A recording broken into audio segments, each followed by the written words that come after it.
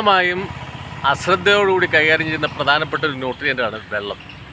വെള്ളം അത്യാവശ്യം ആഹാരം കഴിക്കുമ്പോൾ മാത്രമാണ് പലപ്പോഴും നമ്മൾ ഉപയോഗിക്കാറുള്ളത്. പക്ഷേ ശരീരത്തിൽ 75% വെള്ളമാണ്. 25% ഉള്ളൂ സോളിഡായിട്ടുള്ള ഭാഗം. നമ്മുടെ കിലോ വെയ്റ്റിനനുസരിച്ച് പറയുകയാണെങ്കിൽ 25 കിലോ വെയ്റ്റുള്ള ആൾ 1 ലിറ്റർ വെള്ളമെങ്കിലും നമ്മുടെ ശരീരത്തിൽ എത്തണമെന്നാണ്. 25 കിലോ വെയ്റ്റുള്ള ആൾ 1 ലിറ്റർ വെള്ളമെങ്കിലും കുടിക്കണമെന്നാണ്. അങ്ങനെയൊന്നും കുടിക്കാറില്ല. പക്ഷേ അങ്ങനെ കുടിച്ചില്ലല്ലോ എന്താ സംഭവിക്കുന്നത് വെച്ചാൽ നമ്മുടെ ശരീരത്തിലേക്ക് വരുന്ന വേസ്റ്റിനെ പുറത്ത് കളയാൻ പ്രധാനപ്പെട്ട റോൾ കളയുന്നു വെള്ളം. മെറ്റാബോളിക് ആക്ടിവിറ്റീസിന് ആവശ്യമുള്ള ന്യൂട്രിയൻസ് ശരീരത്തിൻ്റെ വിവിധ ഭാഗങ്ങളിലേക്ക് എത്തിക്കുന്നതിന് വെള്ളം അത്യാവശ്യമാണ്. ഒത്തിരിയേറെ കാര്യങ്ങൾക്ക് വെള്ളം വലിയ പ്രധാനപ്പെട്ട റോൾ ഉണ്ട്. അതുകൊണ്ട് വെള്ളം നിങ്ങൾ കുടിക്കണം. ഏറ്റവും സിമ്പിളായി പറഞ്ഞാൽ നിങ്ങൾ യാത്ര ചെയ്ത് ടയേർഡായിട്ട് വീട്ടിൽ വന്നൊന്ന് കുളിച്ചാൽ കിട്ടുന്നൊരു ഫ്രഷ്നെസ് ഇല്ലേ, ആ ഫ്രഷ്നെസ് നമ്മൾ വെള്ളം കുടിക്കുന്നതിലൂടെ നമ്മുടെ ശരീരത്തിൽ കിട്ടുന്നുണ്ട്. ഇനി അഥവാ ആരെങ്കിലും ഇത് കൺട്രോളായി കുടിക്കണമെന്ന് ചോദിച്ചാൽ കുടിക്കേണ്ടി വരും.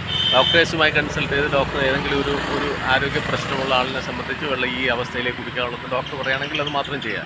അല്ലാത്തവരെല്ലാം ഒരു 25 കിലോ വെയിറ്റുള്ള 1 ലിറ്റർ വെള്ളം അത്യാവശ്യമായി കുടിക്കണം. അപ്പോൾ വെള്ളം ചെറിയ ന്യൂട്രിയൻ്റ് അല്ല, മെഗാ ന്യൂട്രിയൻ്റ്. അപ്പോൾ നമ്മുടെ ഗോൾ മറക്കണ്ട, living long and living healthy.